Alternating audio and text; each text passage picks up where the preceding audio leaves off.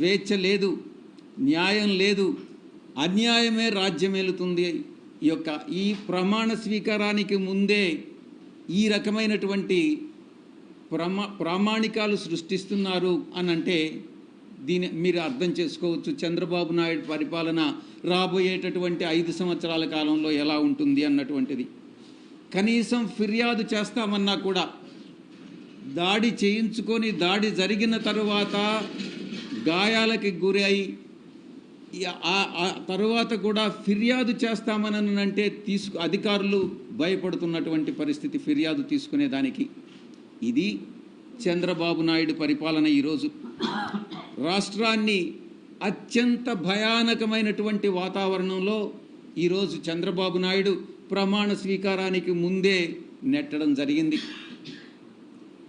ఇక ఆంధ్ర రాష్ట్రం ఏర్పడిన తరువాత రాష్ట్రం మొట్టమొదటిగా మద్రాసు రాష్ట్రం నుంచి విడిపోయి ఆంధ్ర రాష్ట్రం ఏర్పడిన తరువాత ఎన్నో ఎన్నికలు జరిగాయి, ఎన్నో ప్రభుత్వాలు వచ్చాయి, ఎన్నో ప్రభుత్వాలు వెళ్ళాయి. కానీ ఈ విధంగా ఎన్నడూ లేని విధంగా ఎన్నికల తర్వాత హింస చెలరేగడం అన్నటువంటిది ఈ యొక్క చంద్రబాబు నాయుడే నాంది పలికాడు అన్నటువంటి విషయాన్ని నేను మీకు తెలియజేస్తా ఉన్నా. ఎన్నికల కోడ్ వచ్చిన తర్వాత వైఎస్ఆర్ కాంగ్రెస్ పార్టీయే లక్ష్యంగా, పార్టీ శ్రేణులే లక్ష్యంగా కొనసాగినటువంటి దాడులు ఎన్నికల ఫలితాల తర్వాత కూడా కొనసాగాయన్నటువంటి విషయం మీ అందరికీ కూడా తెలుసు.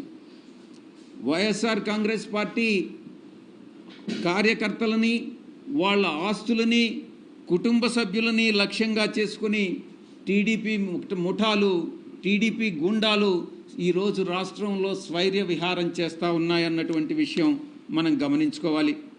టీడీపీ ప్రభుత్వం అంటే గుండాగిరి అని చెప్పొచ్చు. టీడీపీ కార్యకర్తలా మీరు గుండాలా అని మేము ప్రశ్నిస్తూ ఉన్నాం. మీరు అడగొచ్చు, ప్రభుత్వం ఇంకా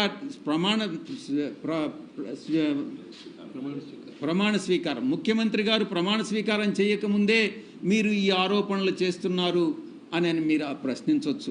నేను ఒకటే సమాధానం చెప్తా ఉన్నా, ఉద్దేశపూర్వకంగా చంద్రబాబు నాయుడు ప్రమాణ స్వీకారానికి ముందే ఈ యొక్క హింసను ప్రేరేపించాడు అనేటటువంటి విషయంలో ఎటువంటి సందేహం లేదు.